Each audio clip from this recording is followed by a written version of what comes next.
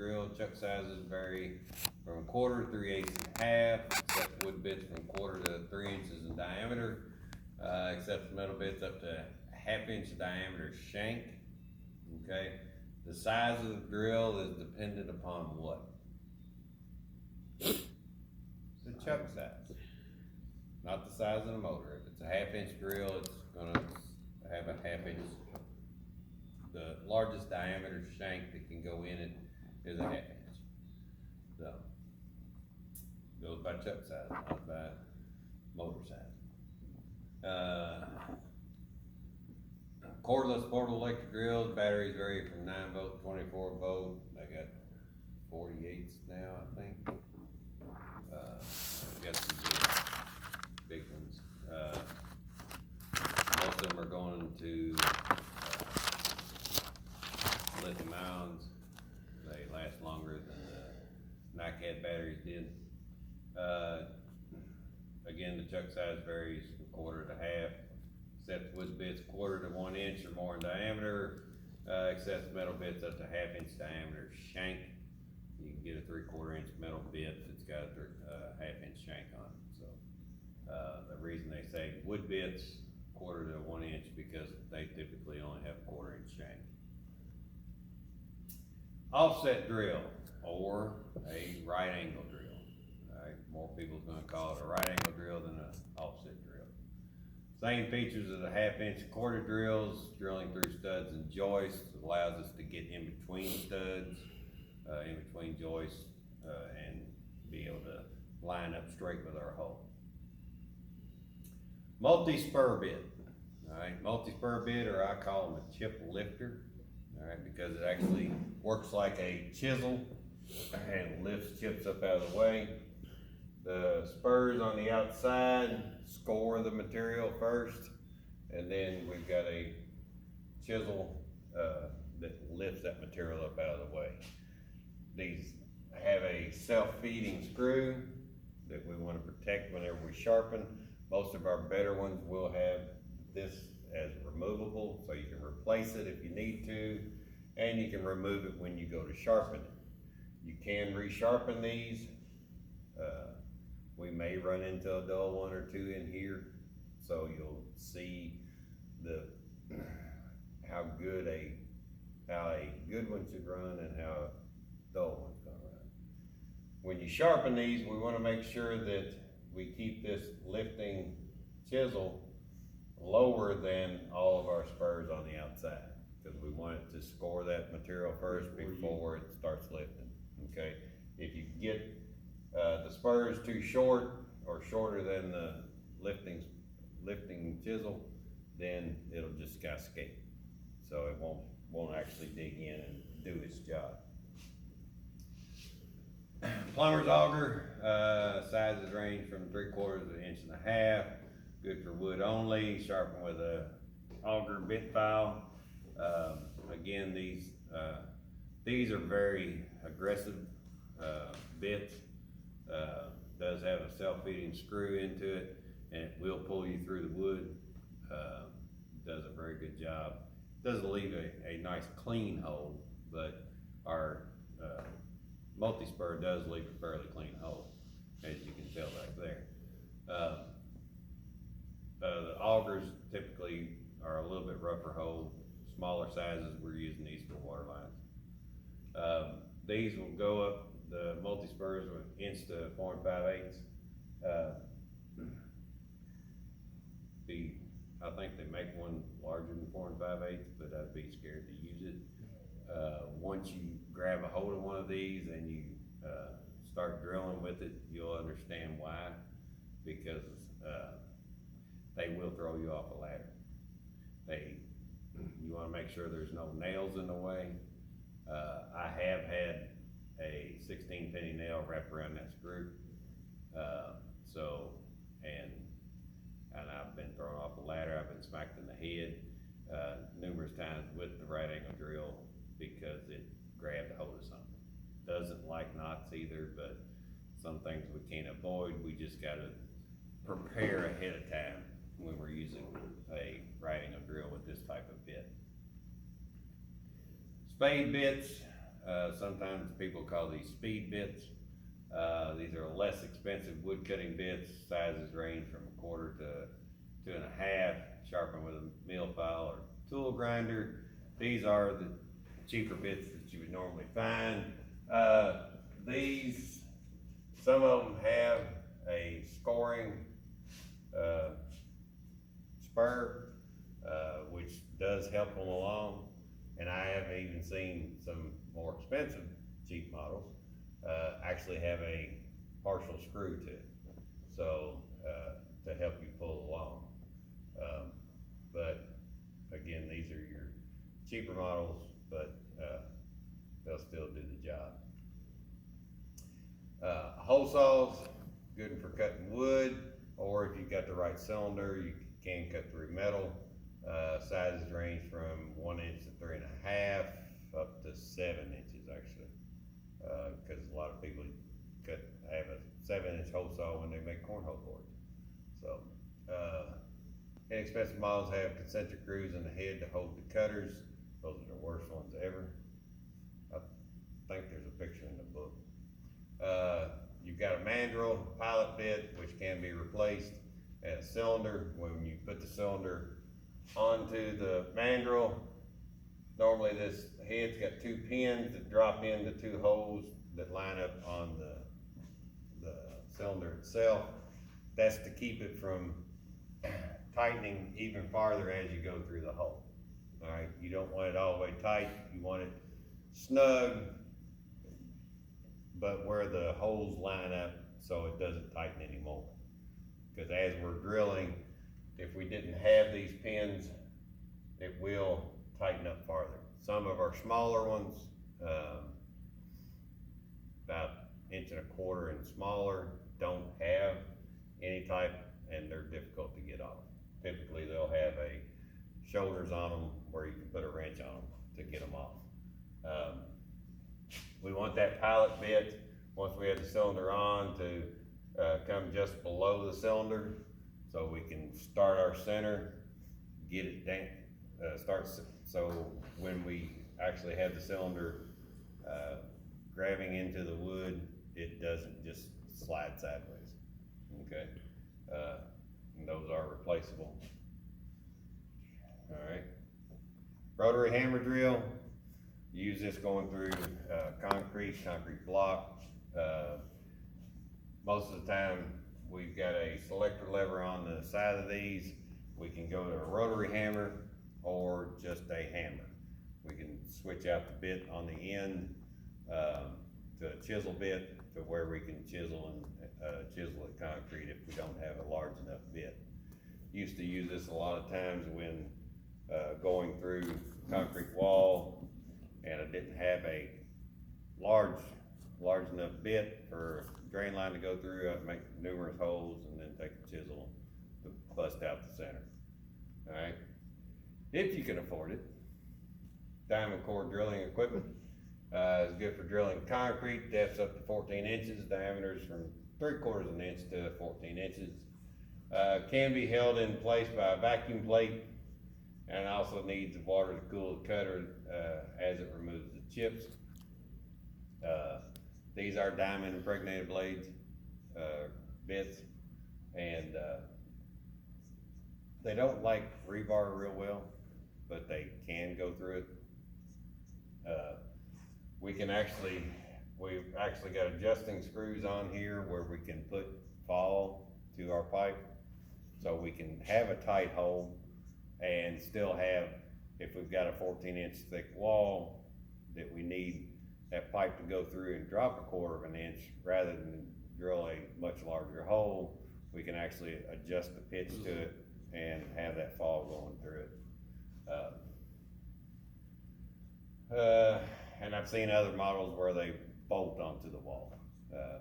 If you don't have a smooth enough wall that a vacuum plate would attach to, they will bolt to it. All right, reaming and threading tools. Pipe reamer. This is a concentric pipe reamer used for reaming out steel pipe. The 3 steps to threading steel pipe is to cut it, to thread it, and to ream it. If you wanted to add measure into the beginning of it, then you can do that, but we always cut ring thread. Okay, this is one of the tools we use to do that. The pipe ringing process, when we cut the pipe, like I said, we're displacing that metal, we create that burr on the inside, we take the reamer, we wanna just remove enough material to remove that burr. We don't wanna make it to a sharp point like that. If we make it to a sharp point like that, then we end up having a bad thread to start with and not enough material on the end. So we just wanna remove the burr. Dies, galvanized, used for threading, galvanized, and black iron pipe. All pipe threads are tapered. It's I believe it's a 1:16 taper. I think for every 16 feet, tapers 1 inch. Doesn't seem like very much, but it is visible. You can, and all our fittings are done the same.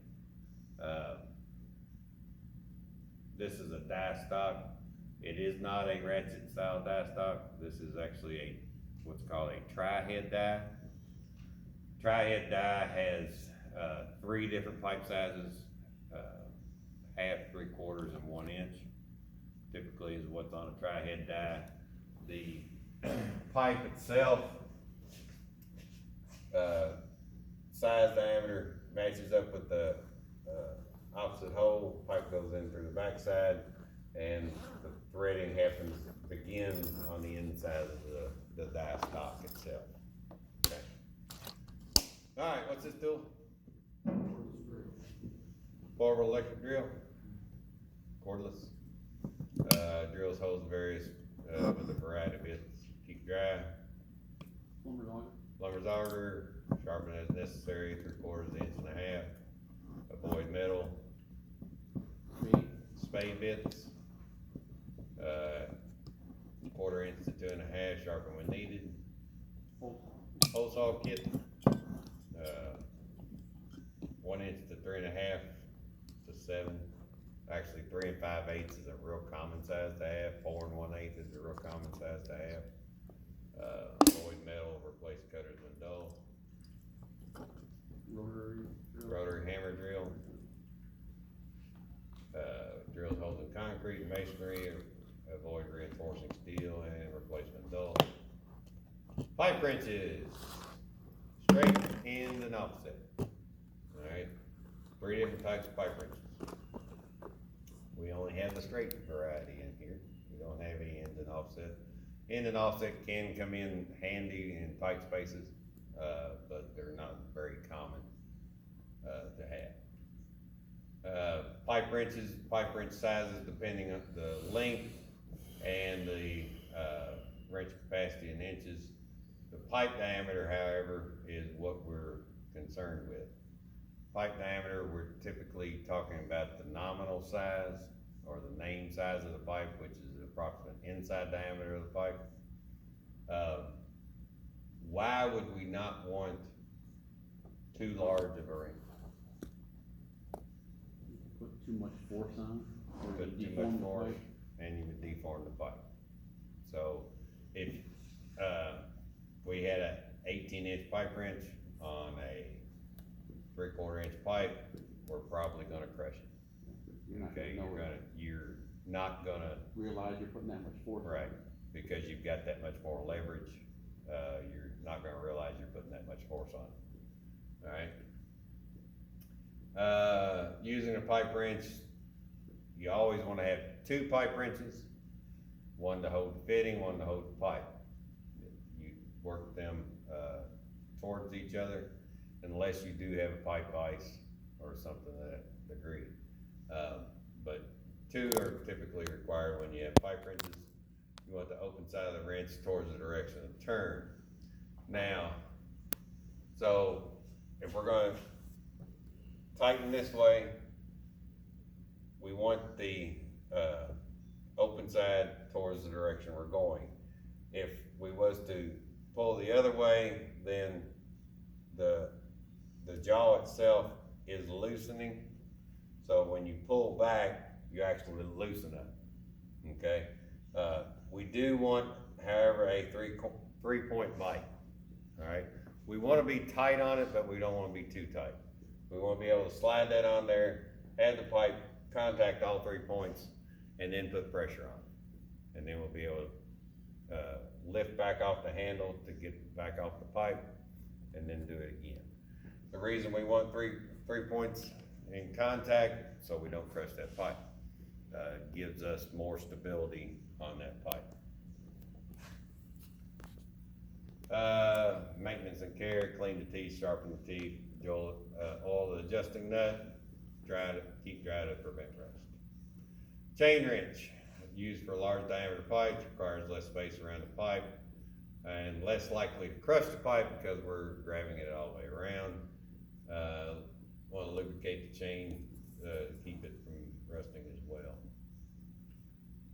Strap wrench is similar to the chain wrench, but it's used to assemble a finished pipe. Coat the strap with rosin in order for it to grip. Can be a useful tool, but if you can work around it, I've never had good luck at it. All right, this is a monkey wrench. So a pipe wrench is not a monkey wrench, but a monkey wrench is also called a spud wrench. Has a smooth jaw, no teeth, doesn't hold the adjustment. Other types of wrenches are preferred, but they call it a spud wrench because they are typically used on spud nuts. You know what a spud nut is? Worked on urinals yet, or Sloan valve. water closets, huh? I'm like Sloan valve. Flown valves, yeah, the spud nut is that nut down at the porcelain is where that spud nut is, so. That's why it got the name of spud wrench. We needed something large enough to get those nuts. Again, we're gonna typically turn to a, adjustable wrench or something that if we have a large enough one, but they still have their place. Or they've got some spud wrenches now that are dedicated to several different sizes. Typical wrenches, open in, boxed in, combinations, sold in individual sets, sizes from 1 inch to 1 3/4. Useful for assembling. 1/2 inch and 1 inch fittings, less likely to slip. This is when we have fittings with smooth shoulders. Adjustable wrench. Now, this is a crescent wrench. This one is, His name, correct. because it has the name crescent on it. Most people call it a crescent wrench, but it is an adjustable wrench. I don't own crescent wrenches in here. I don't have that kind of money. So, they may replace several sizes open-end wrenches. Again, we wanna take care that we don't get too large of a wrench on this as well. So we don't damage the pipe and the fittings and the, everything that we're putting together. We don't wanna put too much leverage to it. There's your sizes, capacities. Same with the pipe wrenches, adjustable wrenches, you always want to be going in the direction of the movable jaw, okay? Mainly, you're taking care of your tool by doing that, alright? It puts more pressure on the solid portion.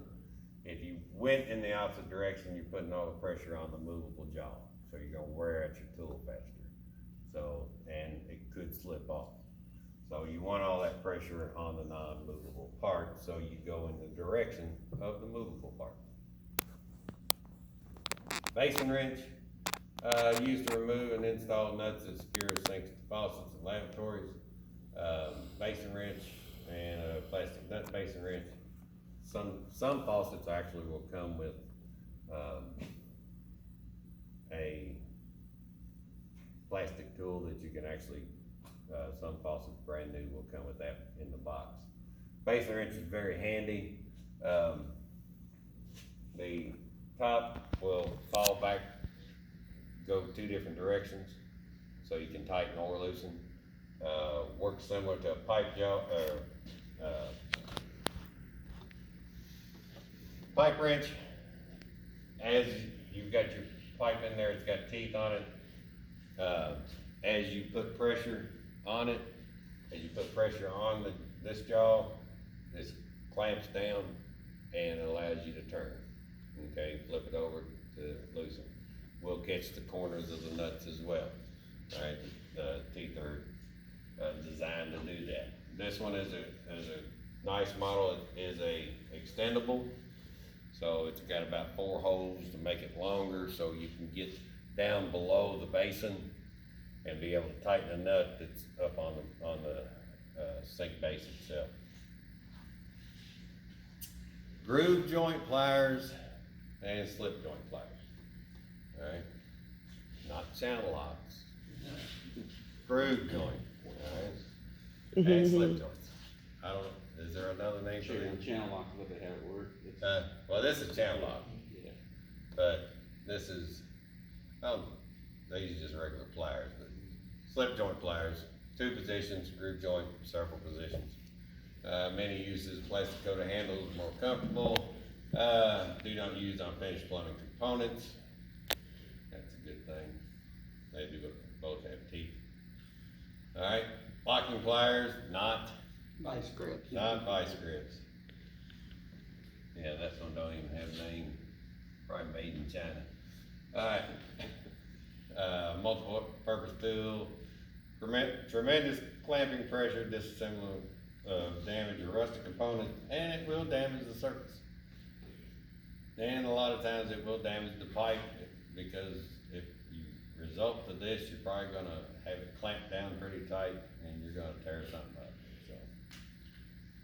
Pipe vise, has hardened jaws to grip the pipe.